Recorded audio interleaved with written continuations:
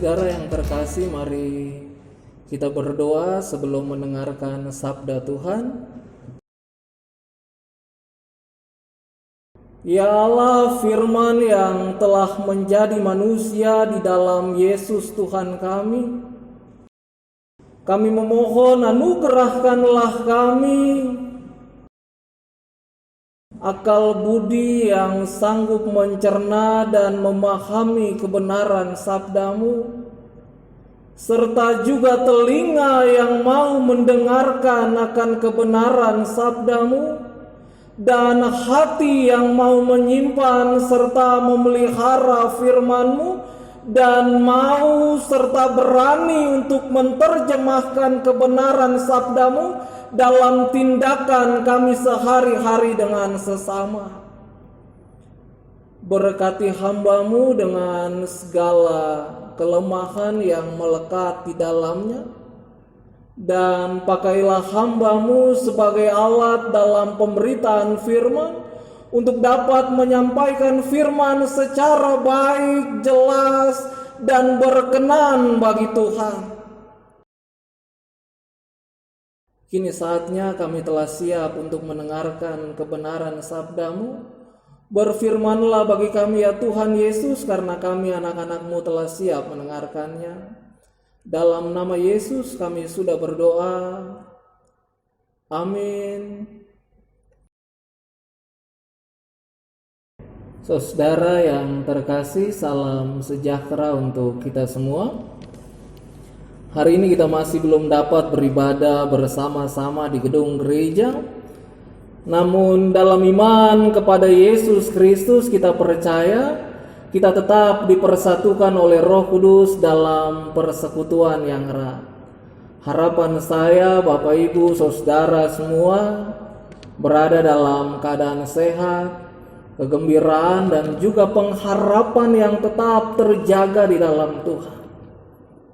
Saudara, ketika kita berada dalam ibadah kenaikan Tuhan Yesus ke surga, ada perasaan getir di dalam hati dan pikiran saya, karena di saat ini juga saya melihat kursi-kursi yang kosong di dalam ruangan ibadah ini. Seharusnya hari ini kita memadati kursi-kursi yang kosong itu. Seharusnya hari ini kita datang bersama-sama dengan memakai pakaian terbaik. Seharusnya. Masih banyak lagi seharusnya yang ingin dikatakan dan juga ada dalam pikiran. Terlalu banyak seharusnya yang muncul di dalam benak saya. Bagaimana mungkin kita dapat menyanyikan nyanyian pujian yang harusnya kita nyanyikan dengan penuh kegembiraan dalam suasana dan situasi yang penuh dengan kepedihan ini? Ketika ada banyak orang berada dalam situasi yang mengkhawatirkan, mencemaskan, dan juga menakutkan ini, bahkan saya, termasuk juga keluarga, kita berada dalam situasi kondisi yang mengkhawatirkan saat ini. Sehingga dalam situasi tersebut semua orang bertanya kepada Tuhan, sampai kapan ya Tuhan semua ini akan berakhir? Pemazmur juga berteriak kepada Tuhan, berapa lama lagi ya Tuhan semua ini akan berakhir? Tetapi percayakah Anda bahwa Tuhan sudah bekerja? Tuhan sedang bekerja dan akan terus-menerus bekerja dan berkarya di sepanjang sejarah umat manusia. Dan semua akan berlalu dalam pimpinan tangan kasih Tuhan. Saudara, hari ini kita bersama menurut kalender gerejawi, kita merayakan dan memperingati hari kenaikan atau kembalinya Yesus Kristus ke sorga. Apa maknanya dari hari kenaikan Yesus ke sorga? Peristiwa ini dia hendak mengingatkan dan juga menjelaskan bagi kita bahwa ada satu fase baru, ada satu tahap baru yang sudah dimulai. Orang boleh berganti, orang harus diganti, tetapi pekerjaan ini, pelayanan ini dia harus terus berjalan. Dia harus terus-menerus berkembang. Dan itulah hebatnya kepemimpinan Yesus. Dia tahu kapan dia harus pergi. Dia tahu kapan dia harus berhenti. Dia tahu kapan tongkat estafet itu dia harus serahkan kepada atlet yang lain untuk dapat melanjutkan perlombaan tersebut. Dan dalam kepemimpinan Yesus kita melihat bahwa dia tidak pernah mempertahankan posisinya selama dan sedapat mungkin. Tetapi lihatlah, dia membina, dia mempersiapkan dan mencari pengganti. Bukan tujuannya supaya ia dapat dikenang sebagai pemimpin terbesar atau pemimpin terhebat yang tiada bandingnya, tidak. Tetapi dia berharap agar para murid dapat melakukan hal-hal besar, bahkan yang lebih besar dari yang pernah dia lakukan. Kita lihat dalam Yohanes 14 ayat 12. Di situ Yesus berkata, "Sesungguhnya barang siapa percaya kepadaku," kata Yesus, "ia akan melakukan juga pekerjaan-pekerjaan yang aku lakukan, bahkan pekerjaan-pekerjaan yang lebih besar daripada itu." Saudara, itu Tuhan Yesus bilang seperti itu. Nah, pada tahap inilah sekarang kita selaku gereja berada. Pada tahap inilah kita semua berada, bahwa Yesus Kristus dia sudah naik ke sorga. Tetapi pekerjaan ini dia tidak boleh berhenti hanya karena Tuhan Yesus telah kembali ke sorga. Para rasul telah lama meninggal, tetapi tugas pekerjaan ini tidak boleh berhenti hanya karena para rasul sudah lama mati. Dia harus terus-menerus berjalan, bahwa tugas pelayanan ini dia harus terus-menerus berlangsung. Maka pertanyaannya adalah, apakah pekerjaan yang harus kita lanjutkan dan kembangkan itu? Apa pekerjaan yang harus kita lanjutkan, yang harus kita kerjakan, dan harus kita kembangkan itu?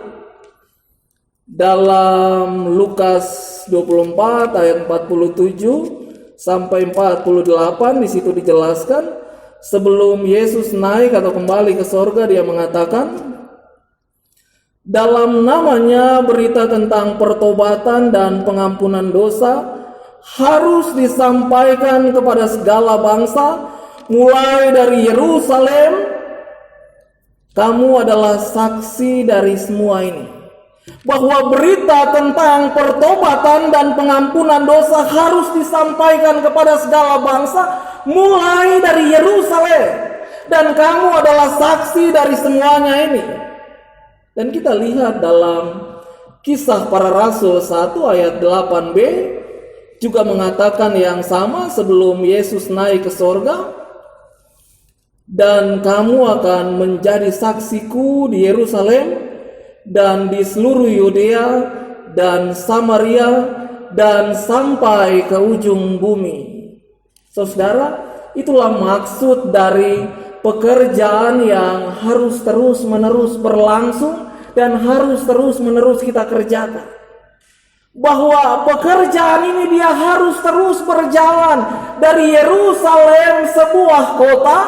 Dia harus terus bergerak dan berjalan sampai ke Yudea, sebuah provinsi. Dari sebuah kota dia bergerak berjalan sampai ke sebuah provinsi, Yudea.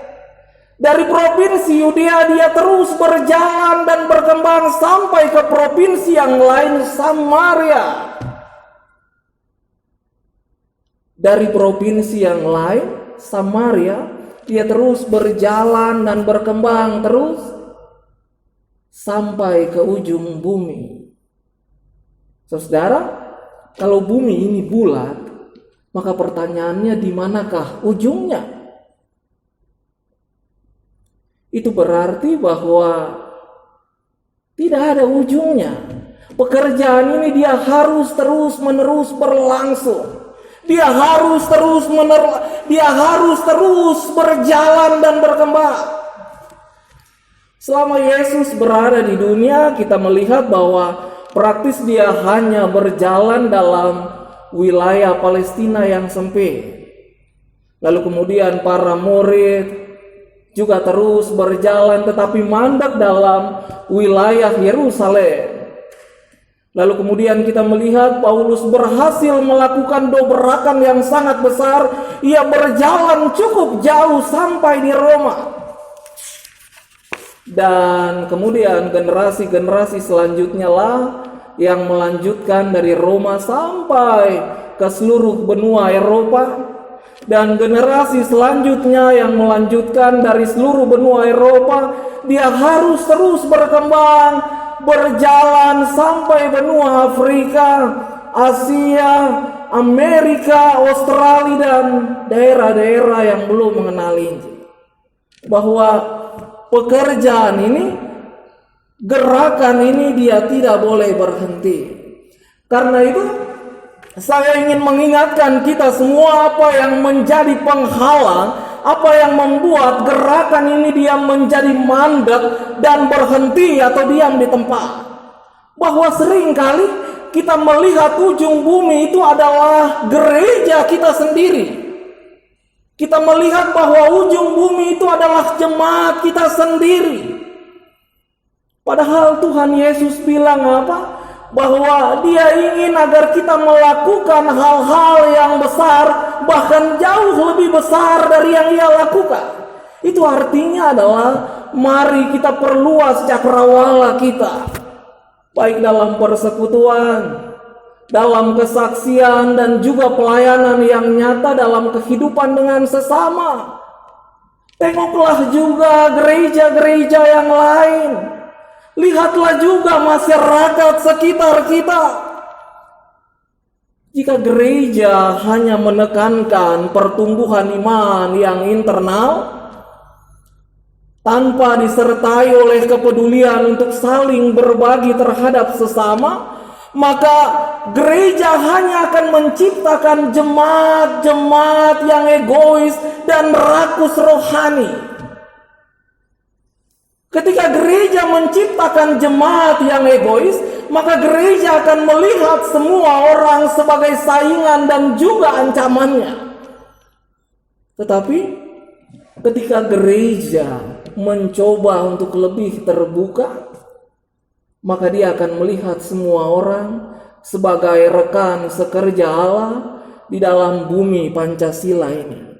Dan kita patut bersyukur saudara, karena gereja sudah merumuskan visi, mimpi, dan harapannya untuk menjadi gereja Indonesia yang peduli terhadap sesama.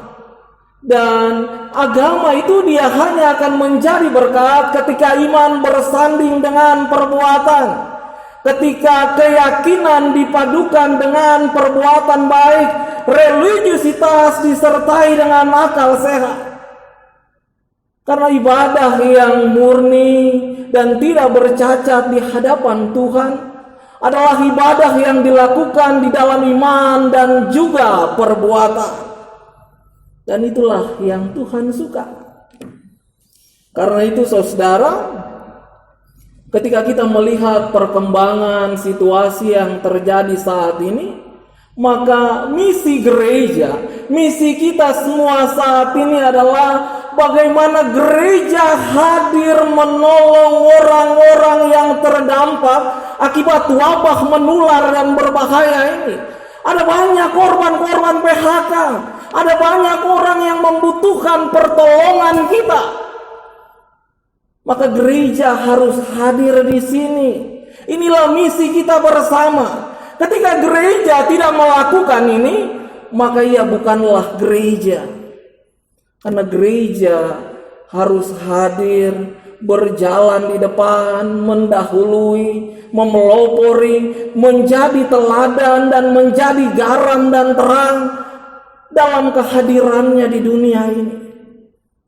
Ketika dunia ini sedang bergumul dan memperjuangkan masa depannya, disitulah gereja berjalan di depan, mendahului, memelopori, dan mengarahkan kepada masa depan yang benar di hadapan Kristus. Masa depan yang benar bersama Kristus.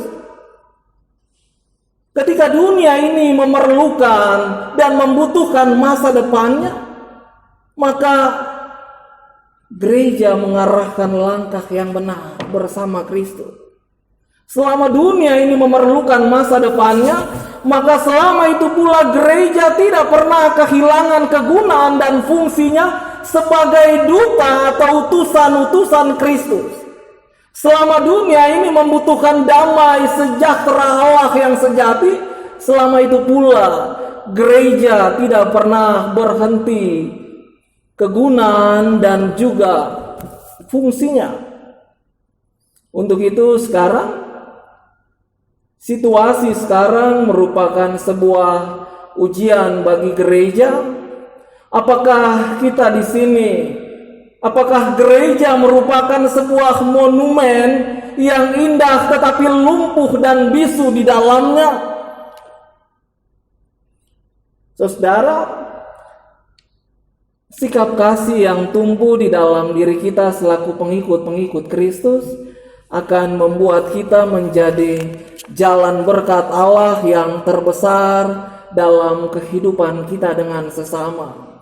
Allah dimuliakan ketika manusia diperlakukan secara manusiawi. Kemuliaan Allah tidak hanya muncul ketika kita menyanyikan nyanyian pujian kehormatan bagi Allah. Kemuliaan Allah tidak hanya muncul ketika kita melakukan tugas pelayanan secara giat di dalam gereja, tetapi Allah dipermuliakan ketika kita hidup dengan cara memanusiakan manusia.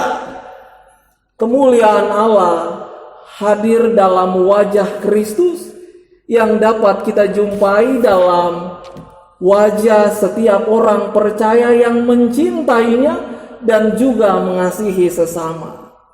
Nah, dalam perjalanan kita yang tidak mudah ini sebagai ciptaan Tuhan, saya mengingatkan kita semua, percayalah selalu ada Tuhan yang berjalan bersama kita.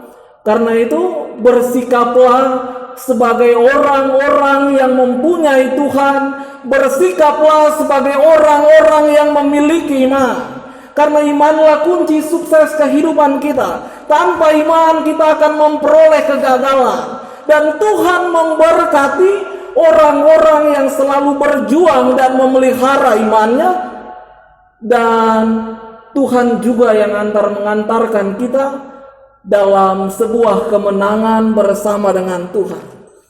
Percayalah, selalu ada harapan bagi setiap orang yang mau mempercayakan dirinya pada Tuhan. Kemuliaan Kristus selalu membawa pengharapan bagi manusia. Karena itu, mari kita arahkan selalu pandangan kita kepada Yesus, jangan kepada kekuatan-kekuatan raksasa di dunia ini. Peganglah selalu tangan Yesus, labuhkanlah harapanmu hanya pada Yesus, bahwa Ia hadir dalam setiap tetesan air mata kita. Allah hadir dalam kecemasan dan juga ketidakberdayaan kita. Allah sungguh hadir, dan di dalam kehadirannya Ia memberikan kekuatan bagi kita untuk bangkit serta berani mengatakan, saya akan melewati ini bersama dengan Tuhan, dan semua akan berlalu dalam pimpinan tangan Tuhan. Tuhan memberkati kita semua. Damai sejahtera Allah beserta kita semua. Amin.